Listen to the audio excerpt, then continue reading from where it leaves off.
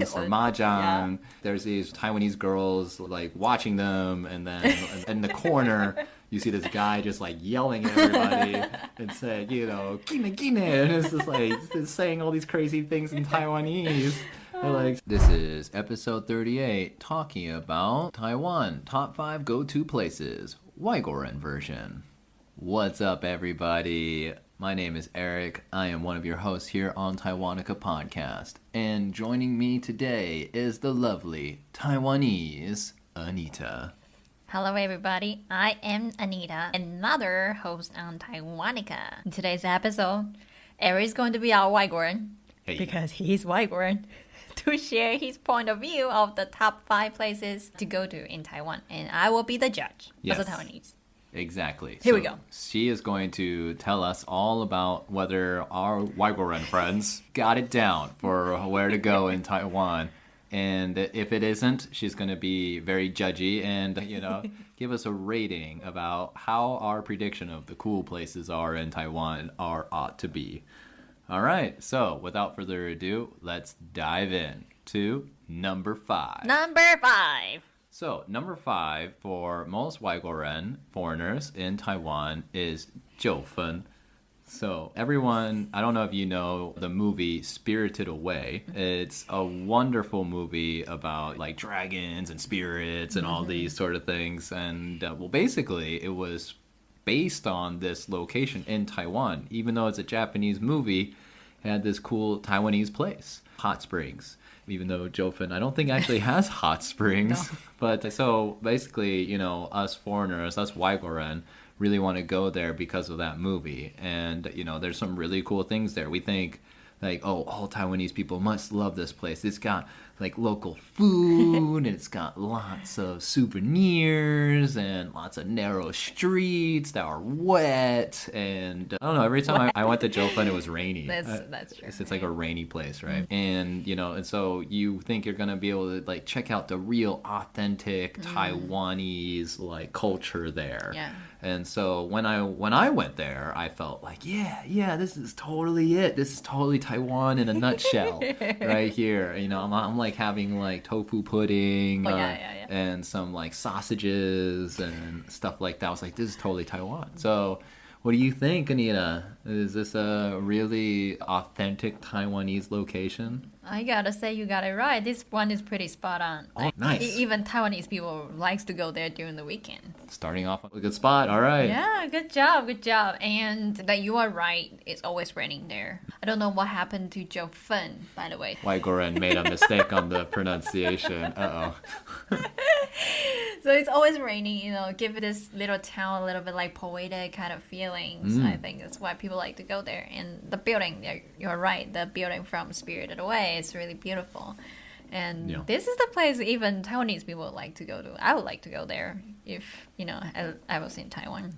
So if a Taiwanese person goes there, what is like the goal? Is it to eat a particular thing or see a specific thing? What's like the Taiwanese mindset about going to 九份? Definitely enjoy the view, just going to a small alley, taking photos. And another thing is food, of course. And there was a famous food there. I was thinking about the Chinese name in my head. That's okay. It's called 芋圆. 芋圆. It's basically like a bubble tea, the tapioca, but it's made from like either taro, sweet potato. Yeah, it's like famous there in 九份. Wow, so that's like the delicacy of 九份. Exactly. Nice. I don't think I've ever had that. So as a foreigner, that's definitely not in like the know. So if you're a foreigner listening to this, definitely try this food that I need to mention. What was the name again? 芋圆. 芋圆. It's very obvious. You will see, usually outside of those places, there will be like long line. And when you go see, it's like colorful bowl kind of thing in the soup version. Oh. No, that's the things you're looking for. So you're looking for a bowl full of colorful balls. Yeah. Got it. Exactly. All right. If you can find that, you should try it. Yeah. And another place, I think most of foreigners, when they go to 九份, they would just be in the small town alley area. As a Taiwanese, I would recommend it. You just go a little bit further. It's called the Gold Museum because they are like beautiful history about this place. It used to be like a mine there. People go there mining for gold. So usually they have like a civilization there. Now it's not so popular because nobody is doing the mining now. But they have like beautiful history with like traditional Taiwanese people and Japanese people because they happened during the colonized era. So it's really beautiful places you can go to. Wow, so not only did we find out some more local details about Jiufen, but you also gave us a little secret about what's nearby. Thank you so much for that suggestion. So You're welcome. If you want to check out where gold was mined in Taiwan, definitely look it up. It's right next to Jiufen. And just one final tip, there's a Teapot Mountain that's nearby. Oh, yeah, you know about that. I'm a little local. Oh, I heard it. And so if you're a hiker, there's a really nice, beautiful spot. Keep in mind it's going to be rainy, but there's a wonderful scenery of a Teapot Mountain or Teapot Peak, I think it's what it's called. And you can check it out. It's supposed to be spectacular. It is. It is. Wow, good job. Good job, Eric. Thanks. So let's dive into number 4. Number 4. All right, so number 4 for most foreigners is Tailuge. Yeah, so like the eastern part of Taiwan. Yes. You know, where all the mountains and the ocean, where every Taiwanese says, there's mountain, there's sea. There's Tailuge. Okay, so if you say that to any Taiwanese person, they will get it. They will get it. And so that's a place where every person wants to go if you really love nature, okay? If you're a nature lover, if you like walking in the mountains and maybe seeing some monkey, Tailuge is your place to go. We actually went there one time. Yeah. Yeah, it was a wonderful experience. Yeah. We actually walked there. Just as a side note, you can definitely take a bus. We don't recommend that you walk it. It's very dangerous. It's also illegal, I think, so don't recommend it. We went through a tunnel that we weren't supposed to go through, and we saw buses driving by, and they like almost hit us. But it was a fun time. It was a very fun time.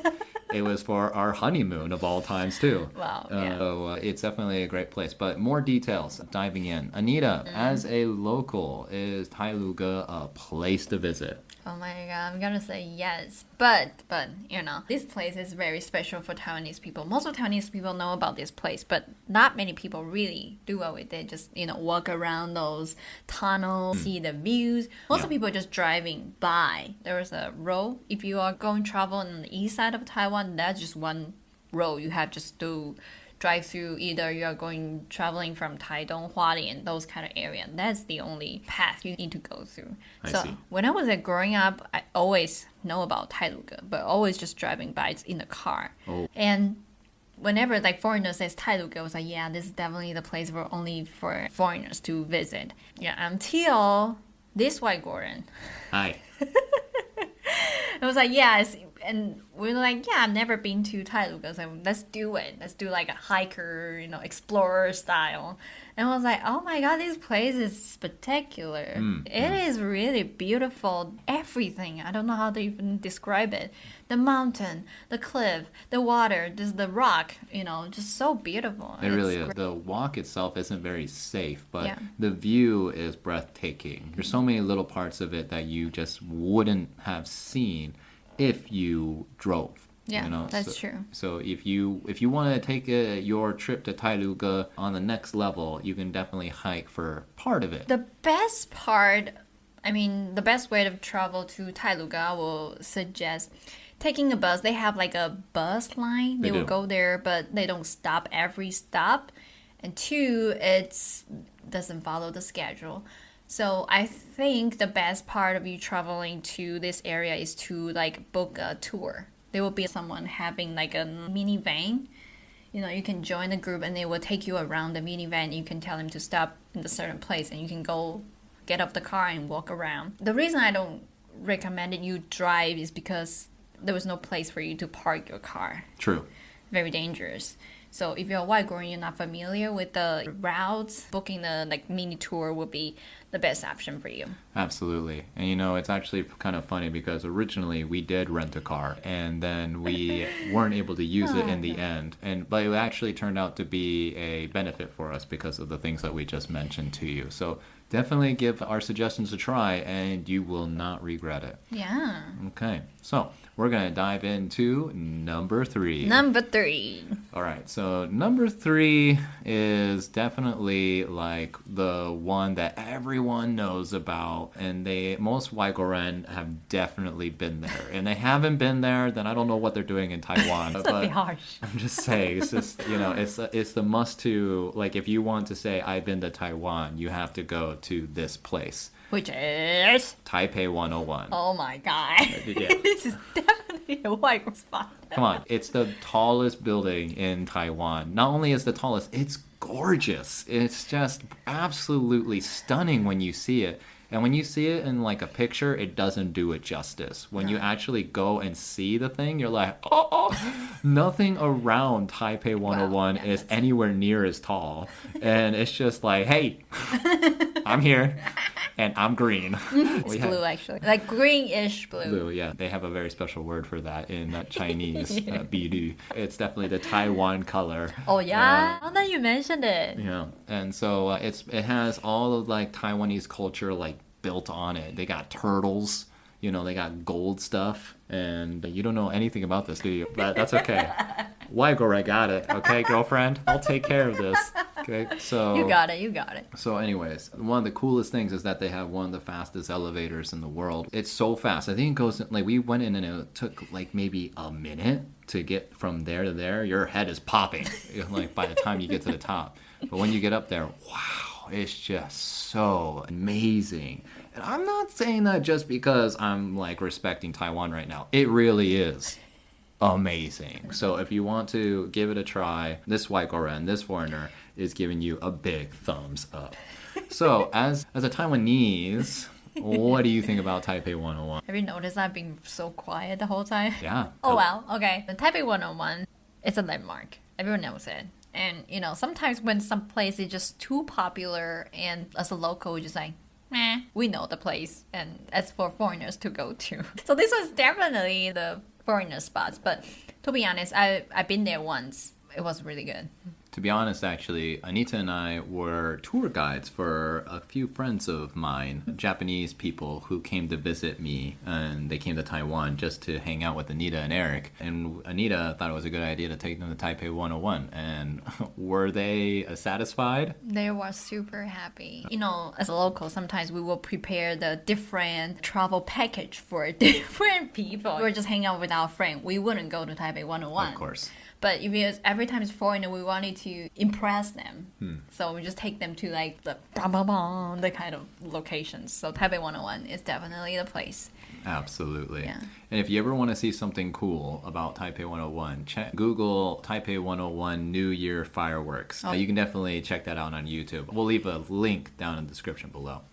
Basically, think of Taipei 101 fireworks for New Year's just like Times Square, New York, or Sydney for Australia. Absolutely. That's exactly like that. So now we're going to jump into number 2. Number 2. Yeah. So number 2 is a place for all you foodies out there. If you really want to dive into delicacies, then this is the place for you. And that is Tainan. So most people, when they come to Taiwan, you know, they're looking for food. In Taipei, they're gonna find food. They're gonna find food that's gonna be delicious. But if you are a type of person who really likes to maybe check out some blogs or maybe trip books before you visit a place, no matter what, if you look up something in Taiwan, Tainan is going to be a place that sticks out. And it's, you know, they got some really cool architecture and like history. Like one of the places is called Chikanlo, and Chikanlo is a really cool building. Definitely check it out.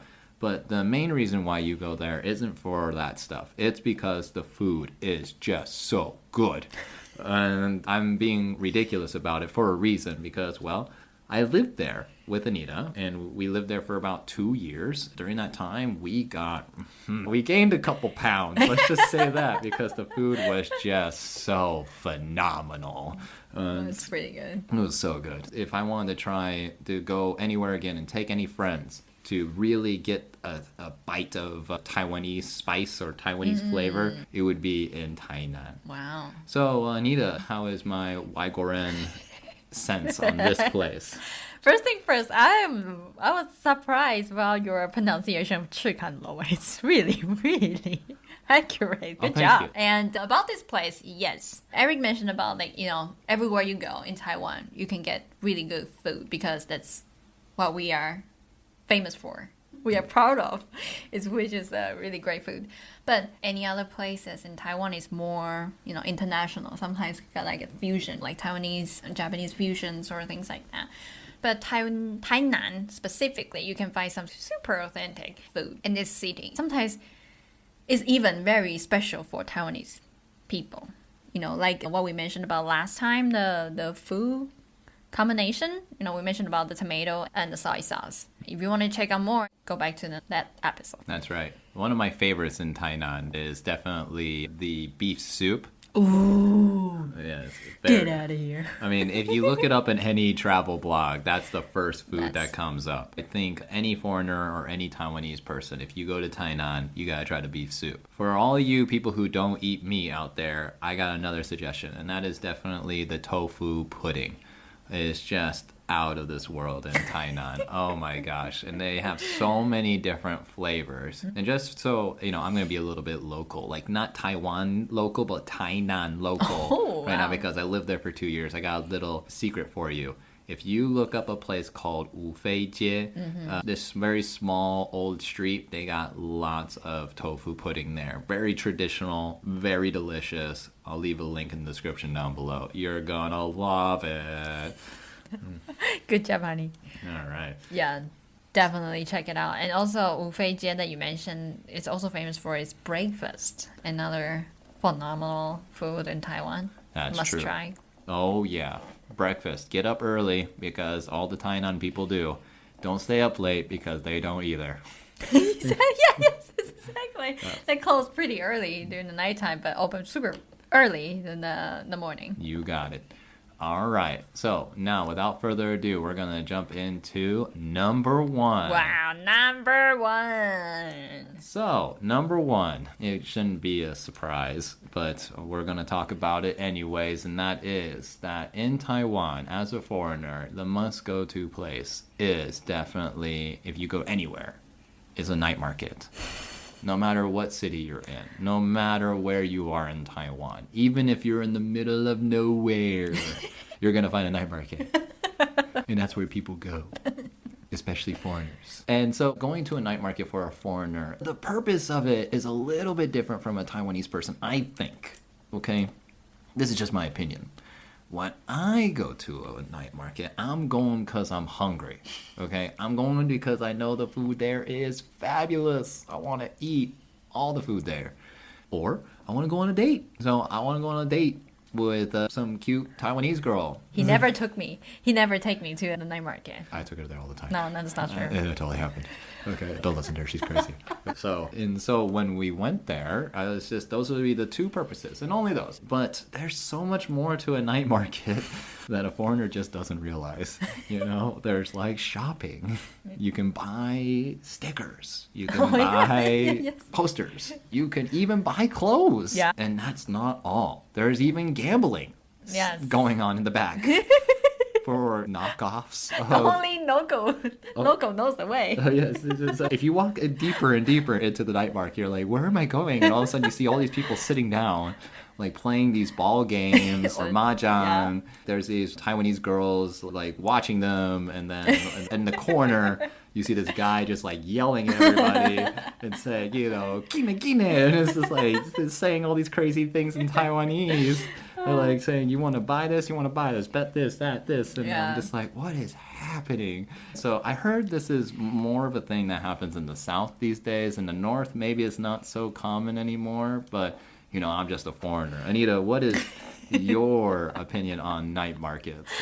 It's really interesting here to hear the foreigner describing our traditional stuff. But basically, you got it like 99% right. Yes. In the north, just like any kind of big city, they try to make the evolution for night market. It used to be very traditional, but right now they try to make it classy because we wanted to try our best to present the best for foreigners. So the more, big cities that you can go, for example, Taipei, Taichung, those places, we know those are the big cities that foreigners will go. So we try to make the night market more international. But you're right, the more south that you go, you can find like some like really local night market, just like you say, nowhere, you're in the middle of nowhere, but there is a night market just behind the temple. Right, exactly. Or in a little really cold street of Taidong. Yeah. Exactly, yes. So, yes, you're right. So the more local night market you go, you can see many different things. Not just the food is more authentic, more like, original form, doesn't have any other country's fusion or influence on it. And also, yeah, like you said, you can buy clothes, you can do the gambling, you can play games, you can win the, stuffed animals, you can even win like drinks. Sometimes you can win a bottle of wine. I wouldn't recommend you drink it, but it's just cool that, you want something. That's the original form of night market. It's not food. It's actually those kind of like small games. It's like entertainment, right? And then when you start to playing those games, you'll get hungry. So that's why more people like food vendors and food trucks join night markets. So that's why the original form, most traditional night markets look like. And what I remember when I was a kid, I don't think it's like common right now. When I was a kid, every time we go to night market, there would be like they will prepare like a small fish tank, and they will always have like a goldfish, and they will give you like something like a net, but the net is made from paper. Oh. Yeah, when I was a kid, it was like made from paper, so it's very hard for you to get the goldfish into whatever container. Basically, the concept is if you can catch the goldfish, you can bring it back home. Wow. Like that. When I was a kid, I think if you pay like 10 Taiwanese dollar, you can get like 3 nets, 3 to 5 nets, and you can use those, get how many goldfish you can get, and then you can bring it back home. So it's like a trend. When I was a kid, like people are practicing at home, trying to get as much as possible. That's very interesting. That kind of reminds me of all of like the crane games in Taiwan now. That's very popular, like grabbing the stuffed animals in the machines, It's very local what you just talked about. I never knew that before. That's so cool. That's like the thing. When I was a kid, every time we went to a night market, it was just like very simple. Either that goldfish game, or you will see a bunch of things in front of you, and they will give you rings. Like again, like if you pay like $10 or $50, so you use the ring to get, whatever you can put the ring on it, and you can bring it back home. The same thing, same concept. Yeah. Those two are the most popular games when I was a kid. And of course, right now they have like a lot of like what you say, mahjong, or like shooting games, or many different types of games right now. You can basically win something. Just one special note I wanted to add to this. I've heard that this style of night market is slowly disappearing. That's true. And just the shopping and the food is becoming more and more apparent in Taiwan. Yeah. Because gambling is illegal technically in Taiwan, right? Technically, and also animal protecting. Oh, animal rights. Animal rights. So, like those kind of things, people are not really doing it. Yeah. Yeah. It makes sense. But, some people I've heard of a little sad that this is disappearing. But it makes sense, you have to go with the changes of life. That's true. Well, anyways, that's our top 5 must-go-to places Waigoren version in Taiwan. What did you think? Did you think our top 5 were really accurate? Definitely let us know in the description down below. We will also be posting a blog post about this later on our blog called, blogger/Taiwanica. And definitely give it a try. And we hope you enjoy. Yeah. Thank you so much for your time today. Give your heads up. We're doing the series right now, right? So there will be 4 different parts. This will be the first part. And we will share more. But Taiwanese point of view and American point of view. It's going to be fun. That's right. We'll see you again in the next episode. To be continued. See you next time.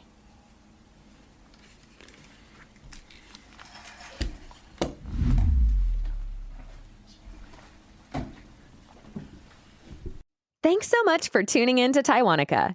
If you're enjoying the show, please feel free to rate, subscribe, and leave a review wherever you listen to your podcasts. That helps others find the show, and we greatly appreciate it.